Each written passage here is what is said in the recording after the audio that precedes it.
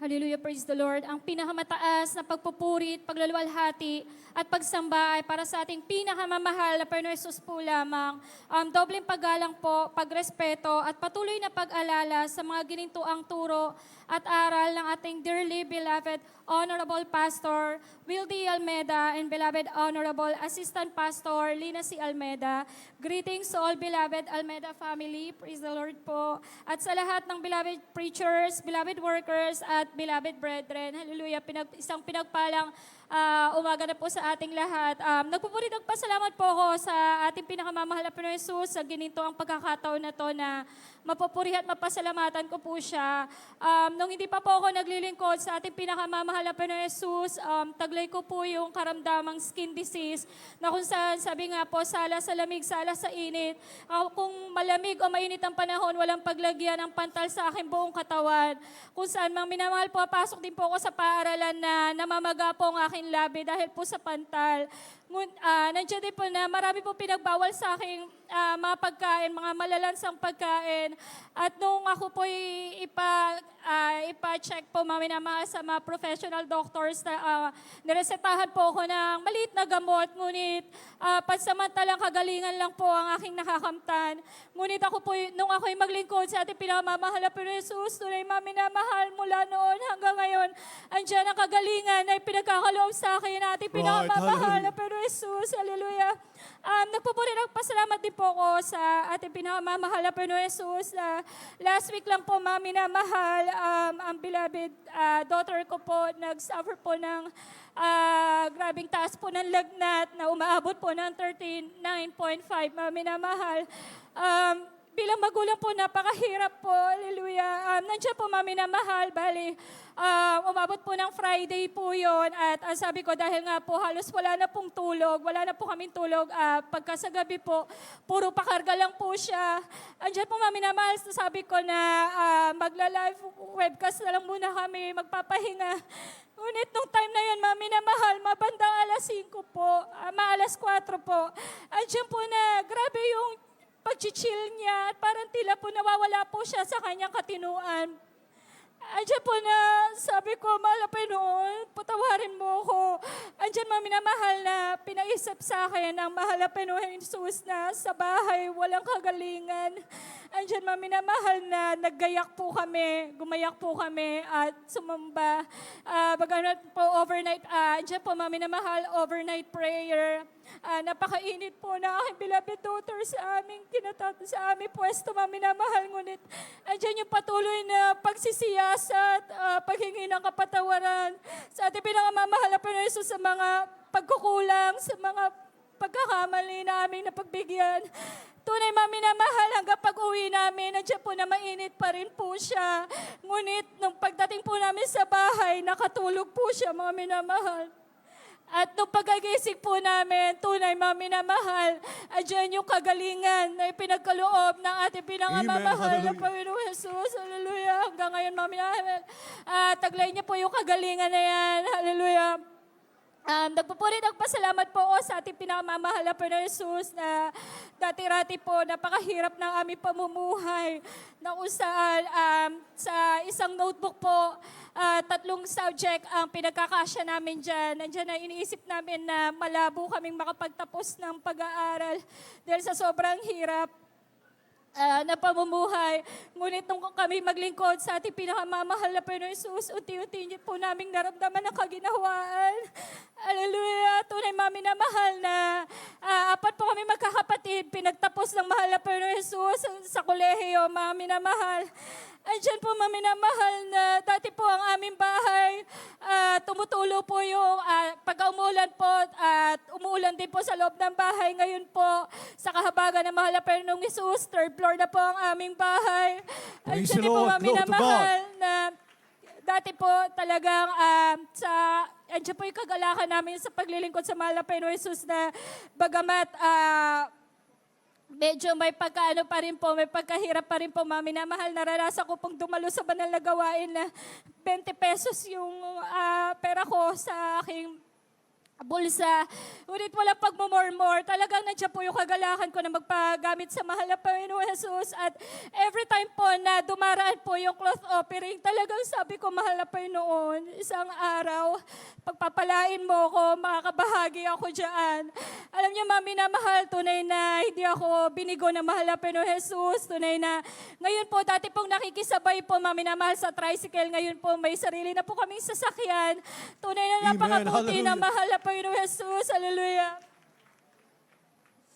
At sa amin pong pag-aaral, mga minamahal, bali po ang nakuha ko pong course ay kailangan po ng board exam na nandyan po na naririnig ko po sa mga kapatiran na nagpapatotoo dito na yung ginagawa po nila during exam na nilelehans po yung questionnaire, yung answer sheet. Hallelujah, praise the Lord.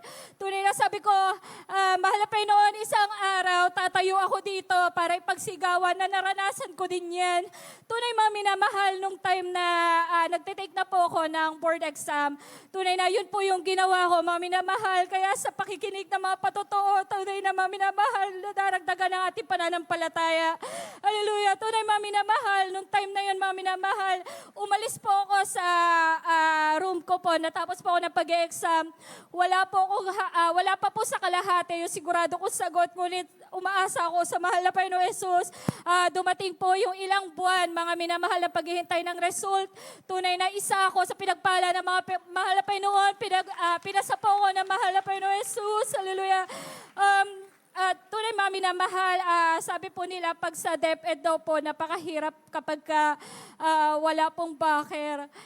Tunay mami na mahal, nandiyan po na hindi po ako umasa sa tao, ngunit tunay mami na mahal, sabi ko ang mahal na Panginoon ng aking backer.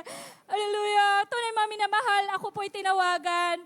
Pero ang tumawag po sa akin, binibigay po sa akin school na aking pagtuturuan ay sa dako pa po ng Pandi, Bulacan. Kung saan kami po ay nakatira sa Valenzuela, napakalayo po. Ngunit walang pagmumurmur. Talaga pong inangkin ko po, ito ay galing sa mahal na Panginoon Jesus. Hallelujah.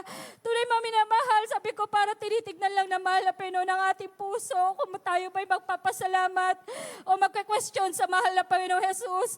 Alam niyo pa mami na mahal, patuloy po akong pumasok at araw-araw nandiyan yung pasasalamat ko sa mahal na Panginoon Jesus sa biyaya niyang yan. Alam niyo pa mami na mahal, wala pa pong isang buwan, may muli pong tumawag sa akin. At ina-offeran po ako ng school na pagtuturuan na doon na rin po sa aming city, Valenzuela City na rin po. Dati po mami na mahal, ang biyahe ko po maabot ng 1 kalaating oras hanggang 2 oras. Ngayon po, ang biyahe ko po papunta sa school, 15 minutes. Nasa school na po ako. Amen. Hallelujah. Napakabuti ng mahal na Panginoon Jesus. Hallelujah. Nagpupuri ng pasalamat din po ako sa ating pinakamamahal na Panginoon Jesus. Year 2023 po, mami na mahal na pinanganak ko po yung beloved daughter ko na kung saan talaga pong sa journey po ng aking pagdadalang tao, nandiyan na wala po akong tinik na kung anumang vitamins. Hanggang po sa dumating yung aking kabuanan, nandiyan po na nag-undergo po ako ng mga laboratory test at direkwasan po ako ng ECG test. Andiyan mami na mahal, sa madaling salita, nag-undergo po ako ng ECG test at lumabas po doon sa result na may 2 baradong ugat po ako sa aking puso. Kaya po pala madali akong hingalin. Lagi po akong namamanas. Alam niyo po, mami na mahal bilang tao, talaga po nandiyan yung pangamba namin. Ngunit umasa kami sa mahal na Panginoong Jesus. Hallelujah. Alam niyo po, mami na mahal, nag-decide po kami ng beloved husband ko na pumasok po sa fasting house.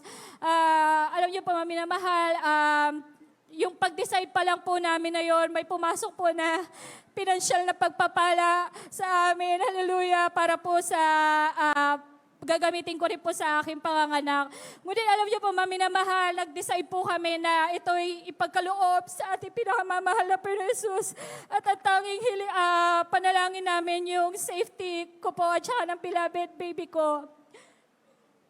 Yun po, mami na mahal, natapos po yung aming pag-aayuno, dumating po yung schedule ko para sa second opinion para pa magpa-ECG test ulit. At sa himilang kaparaanan ng ating pinakamamahal na Panginoong Jesus, yung result po ng ikalawang ECG test, tunay na naging normal po ito sa kahabagan ng mahal na Panginoong Jesus. Hallelujah. So, nagpanalangin na ating minamahal, ginagalang na Yes, go to pastor. God. Evangelist Obed Estrada Almeda, tunay mami na mahal, andiyan po yung araw na aking ipanganak ang aking beloved baby. Andiyan po sabi po ng pedya sa amin na yung baby ko po na-diagnose po na hindi po balance yung kanyang white blood cells at red blood cells. At mag-undergo po siya ng mga antibiotics. Sa liit niya po talaga po, sabi ko, nung nasa sinapupunan ko yan, sa mahal na Panginoon yan. Ngayong nailabas, sa mahal na Panginoon pa rin. Hallelujah. Tunay mga minamahal, na pinagalitan po ako ng pedya ko, ng pedya na anong klase kang ina, pabaybayaan mo yung anak mo, alam mo ba kung ano yung magiging resulta niya pag hindi siya nag-undergo ng mga antibiotics. Sabi niya, hihingalin daw po yan, magiging hingalin. Lalaki po na konting galaw, andyan yung hingal. Ngunit alam niyo, mami na mahal, winave po talaga namin yan at umasa sa mahal na Panginoong Jesus. At sa madaling salita, mami na mahal, lumabas po kami ng ospital. At sa kahabagan ng mahal na Panginoong Jesus, lumabas po kami, mami na mahal, na wala po kaming binayaran ni piso. Amen. Sa Hallelujah. kabutihan ng mahal na Panginoong Jesus. At tunay, mami na mahal, kung nakikita niyo po yung beloved daughter ko, tunay na, grabe po kung tumakbo, napakalikot, walang hingal, tunay na Yes, kalusugan ay nagmumula sa mahal na Panginoong Jesus. Taglay-taglay niya ang kagalingan, pagpapala. Hallelujah, kaya po hanggang dito na lang ang pinakamataas sa pagpupuri, pagluluwalhati, ang kadakilaan ay tayo sa ating pinakamamahal na Panginoong Jesus po lamang.